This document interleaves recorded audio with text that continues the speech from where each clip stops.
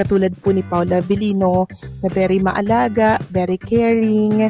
Yan po kasi yung isa sa mga dream or gusto ng isang babae, yung pinaparamdam sa kanila na importante sila, na mahalaga po sila, no, sa pamamagitan po ng pag-aalaga.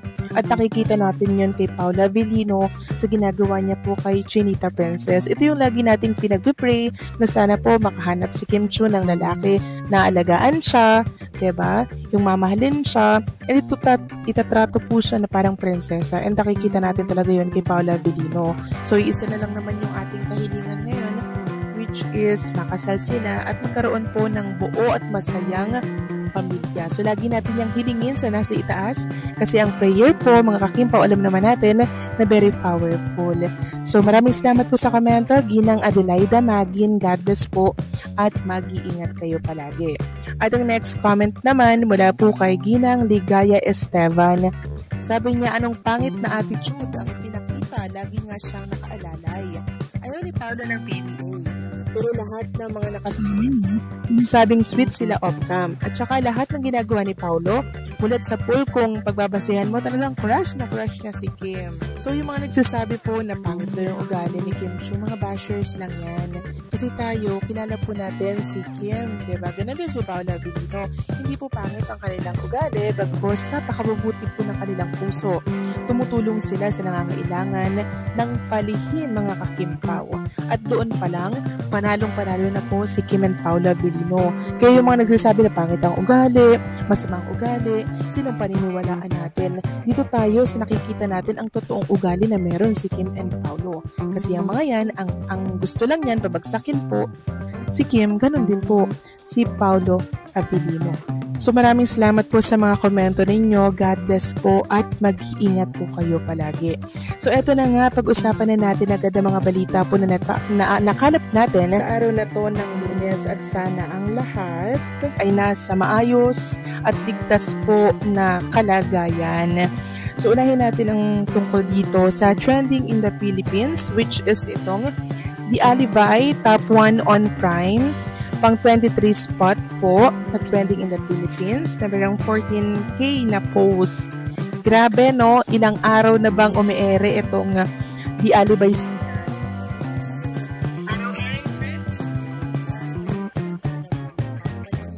trending. Talaga namang tumatatak sa isipan natin yung mga eksena ni Stella Marie. And itong si Vincent, mga kakimpaw. So sana nga mag-Friday na, no? Kasi gustong-gusto ko na rin makapanood ng The Alibay. Kayo ba, mga kakimpaw? Sana ang lahat po ay nakapag-subscribe na sa Prime Video PH. Samantalang next topic naman tayo. Pag-usapan natin, mga kakimpaw, itong nakita ko pong picture na sinare po ng isang Kimpaw account. Dito yan sa X. So, may eksena po dito si Kim and Paula Abilino and parang nag-memorize sila ng kanilang linya. Tapos, nahagip po ng camera itong si Kim and Paula Abilino sa gilid. Ayan po sila, mga kakimpaw, o Kim and Paula Abilino, magkatabihan sila dyan. And marami nga ang nakapansin agad. Ang lilinaw talaga ng mata ng mga Kimpaw fans, ano? Talagang matang agila po sila. Ayan po si Kim and Paula Abilino. Ewan ko kung anong ginagawa nila dyan. May nagsasabi na naglabing-labing sa gitna daw ng pagbabasa ng script. Ayan, no? Parang ang magkatabi sila dyan. Tapos parang yung mukha ni Paula Abilino nasa mukha ni Kim Chiu. Ano yun? Nagkikiss? Ewan ko ba? Kasi ganyan din po ang sinasabi ng iba. Ang sweet daw sa Gedli, itong si Kim and Paula Abilino. Ayan po, parang ano na to, paggabi na mga Kimpo kasi halata dyan yung mga ilaw, kitang-kita, diba? So ayan o, parang nagkikiss sila dyan sa na on-foot na kasi ayan o, nagme-memorize pa nga sila dyan. So, off-cam na to mga kakimpaw na ganap. Ibig sabihin, yung makita natin dyan, ano po yan, di kasama sa eksena. Yan talaga yung bebe time nila mga kakimpaw na kahit nasa kalagitnaan po ng pagme-memorize ng kanilang mga script, Diyos mio Marimar, ayan po, at naglalabing-labing sa gilid. Grabe naman kasweet itong magjowa na to, diba? So, hindi talaga sila magpaghiwalay. Kung nasa ng isa, andun din po yung isa. isang patunay at malaking pruweba na po yan na talagang mahal niya po si Chinita Princess. Kasi kahit ilang segundo lang, ayaw niya pong mawala. Hinahanap niya agad si Chinita Princess, mga kakimpaw. Ito yung tinatawag na love, diba? Parang hindi ko kakayanin na mawala ang isang babae. Iyan pa nga lang, diba? Mawala yun sa piling niya. Parang hinahanap niya agad. Agad si Paula Abilino. Yun yung totoong love, mga kakimpaw. Diba kasi nagmahal si Paula Abilino? Seryoso po yan. And alam nyo, base sa mga nababalitaan ko sa mga past relationship ni Paula Abilino, si Paolo po ang niloloko ng babae. So, ibig sabihin, talaga itong si Paula Abilino, pag nagmahal, seryoso. Diba, wala po ako nakikita na nanloko siya ng babae, na nag two-time siya, wala, mga kakimpaw. And, maganda yun for Chinita Princess, kasi ibig sabihin, pag nagmahal talaga si Paula Abilino, hanggang dulo na, 'di ba? Kung hindi ka magloloko, hindi ka niya naiiwan. Kasi Kim Chiu naman po, hindi yan, 'di ba? Alam naman natin na napakaganda po ng niyan, mga naging past relationship. Talagang pag nagmahal daw siya, binibigay niya daw po yung 100% para hindi daw siya magkulang. Para kung humiwalay man yung lalaki or magloko, at least hindi daw siya yung nagkulang. O diba, naramdam niyo po mga kakimpaw, yung nararamdaman ko na si Kim and Paula Abilino pang forever na talaga to. Kasi very compatible sila. Diba, hindi naman sila yung mga playgirl o playboy. Tapos na kasi sila dyan. And alam naman natin na nagkakaedad na si Kim and Paula Abilino. Kaya ano pa ba ang aasahan natin? Diba, sa kanilang dalawa. So, in the future, medyo nagkakaroon ako ng, malakas na kutob na si Kim and Paula Abilino talaga. Ang tungo talaga niyan sa simbahan. Kasi wala naman sa kanilang walang playboy at playgirl eh. Lahat sila, parehas silang dalawa, seryosong magmahal. Kaya saan pa ba ang punta? Di sa simbahan, mga kakimpaw. Ayon sa mga nakasaksi, mas ramdam ngayon ang pagiging malapit at maasikaso ni Paolo kay Kim.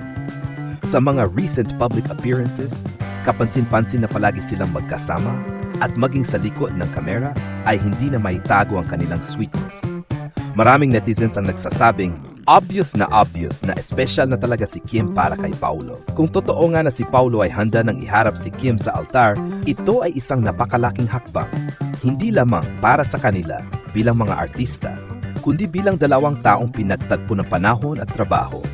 Sa kabila ng mga igat mga hamon sa showbiz, nakakamangha kung paano nila napangalagaan ang respeto at pagkaibigan hanggang sa umusbong ito sa mas malalim na damdamin. Ang ganitong balita ay nagbibigay ng inspirasyon sa maraming tagahanga. Isang patunay na kahit sa mundo ng showbiz na puno ng ilusyon at drama, may mga tunay pa ring pagmamahalan na nabubuo. Kung sakali mang totoo ang plano ni Paolo na iharap si Kim sa altar, siguradong magiging isa ito sa pinakamasayang balita ng tao. Maraming fans ang nakapansin na tila mas naging open at sweet sina Paolo at Kim nitong mga nakaraang linggo. Sa mga event, pictorials at simpleng public sightings, halata raw ang undeniable chemistry at mga titigang may lambing. Ayon sa ilang malalapit na kaibigan ng dalawa, hindi na raw lingit sa kanila ang pagiging espesyal ng turingan ni Paolo at Kim. May mga nagsasabing si Kim na talaga ang babaeng gusto ni Paolo makasama habang buhay. Sa mga lumabas na litrato at video, makikita raw na laging maasikaso si Paolo mula sa pagbubukas ng pinto, pag-aabot ng payong, hanggang sa pagtulong kay Kim sa gitna ng shooting. Para sa marami, ito na raw ang malinaw na pruweba ng kanyang tunay na intensyon. Ang social media ay punong-puno ng kilig posts at congratulatory comments. Trending ang hashtag Paulo4KimiForever na nagpapakita ng matinding suporta ng mga netizens sa posibleng pag-usbong ng kanilang tunay na pagmamahalan. May mga nagsasabing handa na raw magsalita si Paolo tungkol sa totoong estado ng relasyon nila ni Kim, habang si Kim naman ay tila mas glowing at masayang-masaya sa lahat ng kanyang ginagawa. Ang balitang ito ay tunay na nakakakilig at nagbibigay ng pag-asa hindi lamang sa mga tagahanga ng Kim Pao, kundi pati na rin sa mga naniniwala sa tunay na pagmamahalan sa gitna ng magulong mundo ng showbiz. Sa tagal ng panahon na pinagsamahan ni Paolo Abilino at Kim Chiu, marami na ang nakapansin sa unti-unting paglalim ng kanilang koneksyon. Mula sa pagiging magkatrabaho sa mga proyekto hanggang sa pagkakaroon ng natural na closeness sa likod ng kamera, kitang-kita na hindi lamang basta on-screen chemistry ang meron sa kanila, kundi isang genuine bond na unti-unting nagiging mas personal at emosyonal. Kung totoo nga na plano na ni Paolo na iharap si Kim sa altar, Isa itong patunay na seryoso siya sa kanyang nararamdaman. Hindi madaling aminin sa publiko ang ganitong klase ng intensyon, lalo na para kay Paulo, na kilala sa pagiging pribado sa kanyang personal na buhay. Kaya kung talagang may mga nakikitang pruweba na visible ang mga kilos at emosyon niya kay Kim, malaking bagay ito at nagpapakita ng katapatan at respeto. Sa panig naman ni Kim, makikita rin sa kanya ang kakaibang saya at glow na tila nagsasabing may taong nagpapasaya sa kanya sa tunay na paraan. Matapos ang mga pinagdaanang emosyonal na yugto ng kanyang buhay, nararapat lang na makahanap siya ng isang taong tunay na magmamahal, magpapatino at mag-aalaga sa kanya gaya ni Paulo. Ang relasyon ng dalawa, kung ito man ay opisyal na o patungo pa lamang sa mas seryosong yugto, ay nagsisilbing inspirasyon sa maraming tao. Sa panahon ngayon na madalas puro paandar lang ang love team, nakakatuwang makita na may mga artista pa ring marunong umibig ng totoo, tahimik at may respeto. Kung sakaling mauwi nga ito sa isang kasalan, walang duda na ito ang magiging isa sa pinaka-inaabangang love stories ng dekada. Isang kuwento ng dalawang taong pinagtagpo ng trabaho, pinagtibay ng panahon at pinagbuklod ng tadhana. Ang masasabi ko sa balitang Paulo, ihaharap sa altar si Kimi, pruweba napaka-visible, ay isa itong feel-good at heartwarming news na siguradong magpapakilig sa maraming tagahanga ni Kim Chiu at Paulo Avellino. Sa dami ng mga chismis at espekulasyon sa mundo ng showbiz, bihira tayong makakita ng ganitong klase ng balita na puno ng positibong damdamin, pagmamahal, respeto at katapatan. Makikita na pareho silang nasa yugto ng kanilang buhay kung saan mas pinipili na nila ang totoong koneksyon kaysa publicity. Si Paulo, na kilala sa pagiging tahimik at pribado, ay tila unti-unting nagbubukas tungkol sa mga bagay na mahalaga sa kanya. Samantala, si Kim naman ay masaya at blooming, isang senyales na may taong nag-aalaga sa kanyang puso. Ang ganitong balita ay hindi lamang tungkol sa romansa, kundi tungkol din sa growth at maturity ng dalawang tao.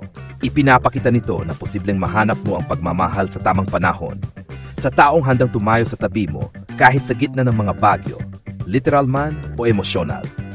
Kung totoo nga na si Paulo ay handang iharap si Kim sa altar, napakalaking bagay ito, isang deklarasyon ng wagas na pag-ibig na bihirang makita sa mundo ng showbiz ngayon.